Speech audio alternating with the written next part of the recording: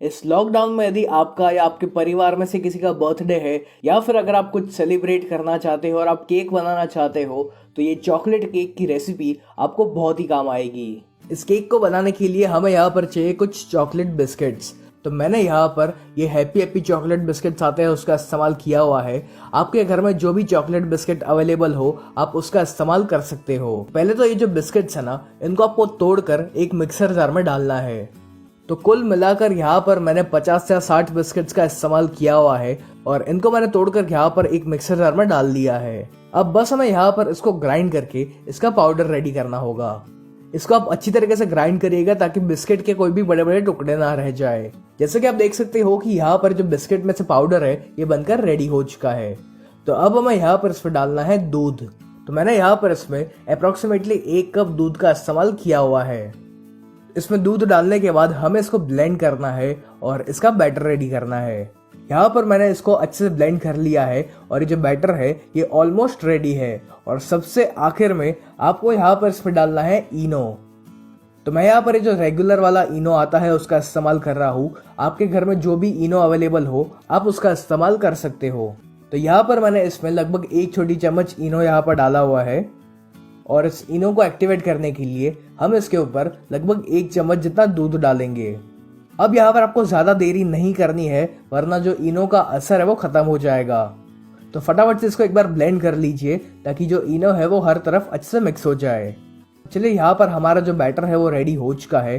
तब आपको यहाँ पर एक ऐसा केक टिन या फिर एक डिब्बा लेना है और इसको आप पहले तेल से अच्छे से ग्रीस कर लीजिए ताकि हमारी जो केक है वो जब बन जाए तो वो इसमें से आसानी से बाहर निकल पाए। अब जो केक का बैटर हमने बनाकर रेडी किया हुआ है वो बैटर हम इस डिब्बे में ट्रांसफर करेंगे। इस बैटर को इसमें ट्रांसफर करने के बाद आप इस डिब्बे को ऐसे 2-3 बार अच्छे से टैप कीजिए ताकि इसमें कोई भी एयर बबल्स रह गए हो तो वो निकल जाए। तो अब हम इस केक को बेक करेंगे। तो जैसे हम ओवन को प्रीहीट करते हैं वैसे ही हमें यहाँ पर इस कढ़ाई को भी प्रीहीट करना है। तो उसके लिए हमें इस कढ़ाई में डालना है 1 कप नमक। इस नमक को हम हर जगह पर अच्छे से स्प्रेड कर लेते हैं और ऐसा नहीं है कि आपने एक बार इस नमक को इस्तेमाल कर लिया तो आप इसको वापस इस्तेमाल नहीं कर पाओगे। आप जितनी भी बार बेकिंग करोगे तो आप इसी नमक को बार बार यूज कर सकते हो। अब हमें यहाँ पर इस कढ़ाई को ढक कर इसे हाई फ्लेम पर 10 मिनट के लिए गर्म होने देना है। तो यहाँ पर हमारी जो कढ़ाई थी उसको मैंने हाई फ्लेम पर 10 से 12 मिनट के लिए अच्छे से गर्म कर लिया था। तो अब हम इस कढ़ाई के बीच में रखेंगे एक स्टैंड और फिर इस स्टैंड के ऊपर हमें ये केक का डिब्बा रखना है। अब इस कढ़ाई को ढककर हमें इस केक को मीडियम फ्लेम पर लगभग 25 से 30 मिनट के लिए पकाना है। याद रखें कि जो गैस की फ्लेम है वो ना ही स्लो पर होनी चाहिए और ना ही हाई होनी चाहिए। गैस को आपको मीडियम फ्लेम पर ही रखना है।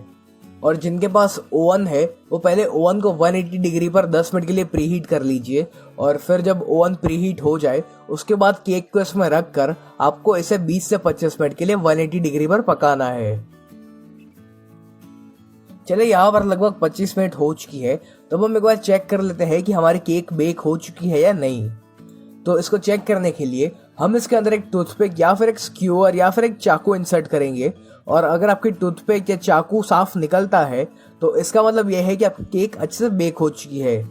तो अब जैसे कि आप यहाँ पर देख सकते हो कि जब मैं इसमें टूथपिक इंसर्ट कर रहा हूँ तो ये एकदम ही साफ बाहर आ रही है। तो इससे हमें ये पता चलता है कि ये जो केक है ये अंदर से भी अच्छी तरीके से बेक हो चुकी है। अब ये जो नमक है इसको आप फेंक मत देना, इसको आप एक डिब्बे में भर कर रखिए और जब भी नेक्स्ट टाइम आप केक वगैरह बनाओगे तो आप इसको वापस इस्तेमाल कर सकते हो। अब हमें यहाँ पर इस केक को पूरी तरीके से ठंडा होने देना है।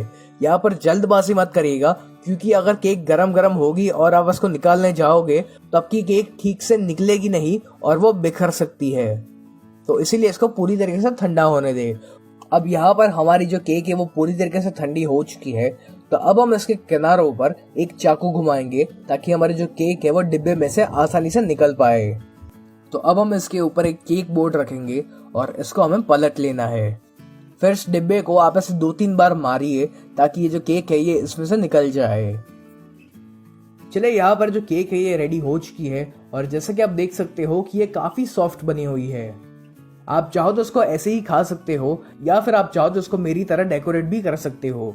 तो यहाँ पर इस केक को डेकोरेट करने के लिए हम चॉकलेट गनाश बनाएंगे। तो यहाँ पर चॉकलेट गनाश बनाने के लिए मैंने एक पतीले में लगभग 2-3 गिलास पानी लिया है।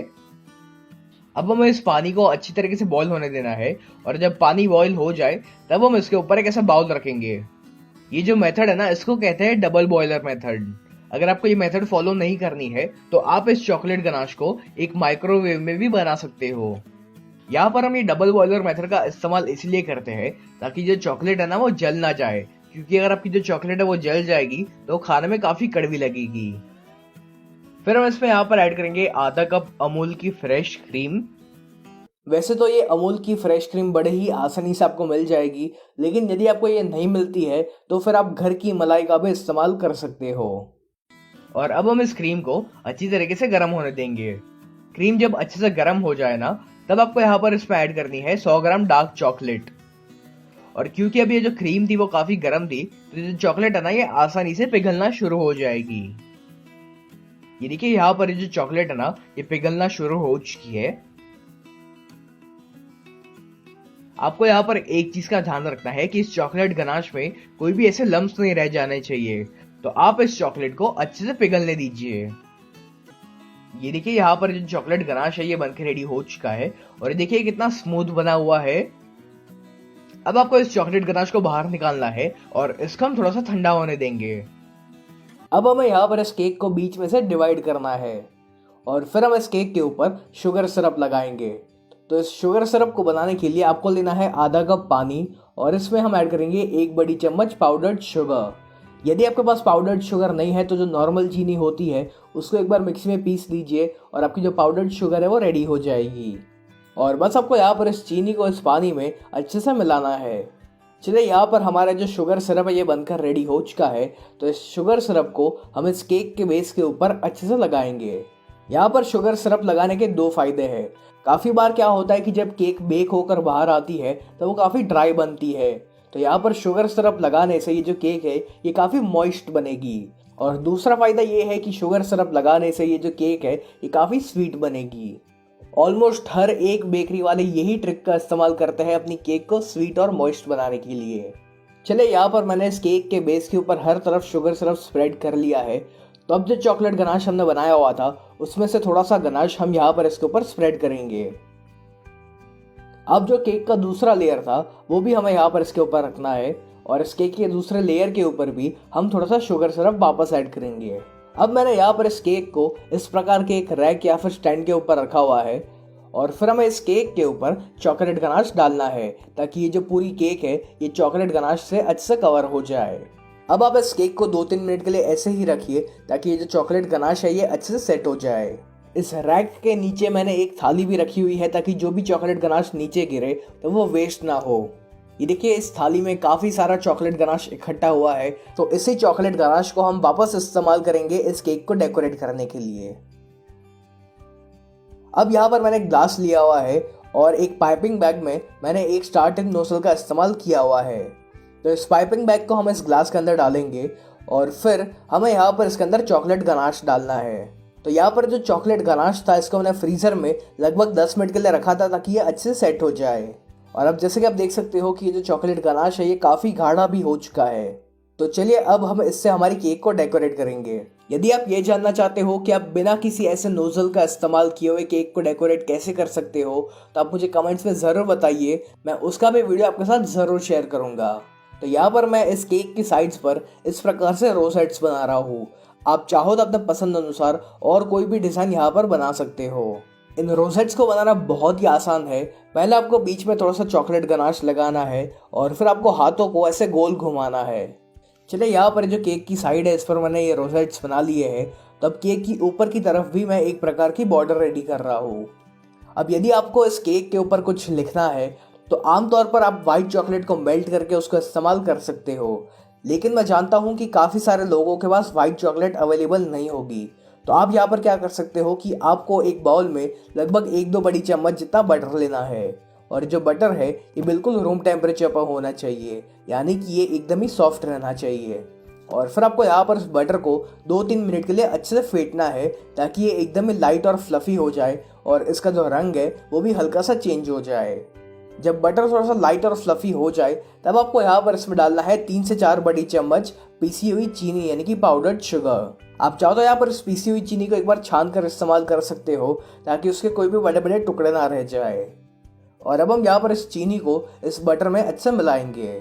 चलिए यहाँ पर जो बटर क्रीम है ये रेडी हो चुका है। तो इस बटर क्रीम को आप एक पाइपिंग बैग में या फिर एक प्लास्टिक बैग में फिल कर सकते हो और फिर इससे आपको जो भी मैसेज वगैरह लिखना है वो आप इसके ऊपर लिख सकते हो। यहाँ पर मेरे हैंड राइटिंग को आप इग्नोर करिएगा क्योंकि बचपन से ही मेरे हैंड राइटिंग उतने अच्छे नहीं है। स्कूल में भी मुझे इसी बात की डांट पड़ती थी। तो चले यहाँ पर हमारा ये जो चॉकलेट केक है ये बनकर रेडी हो चुका है। तब हम यहाँ पर इस केक को कट करेंगे। जब मैं इसको कट कर रहा हूँ तो ये बहुत ही आसानी से कट हो रहा है। इससे आपको ये पता चलता है कि ये जो केक है ये बहुत ही सॉफ्ट बना हुआ है। इस केक को देखकर ही पता चल रहा है कि ये जो केक है ये कितना सॉफ्ट और मॉइस्ट बना हुआ है। तो कैसी लगी आपको ये चॉकलेट केक की रेसिपी? अगर आपको ये वीडियो पसंद आया हो तो इस वीडियो को लाइक और शेयर ज़रूर कीजिएगा और आपको और कौन कौन सी रेसिपीज़ जाननी है ये भी मुझे कमेंट्स में ज़रूर लिख कर बताइए ताकि मैं वो सारी रेसिपीज़ आपके लिए बना सकूँ।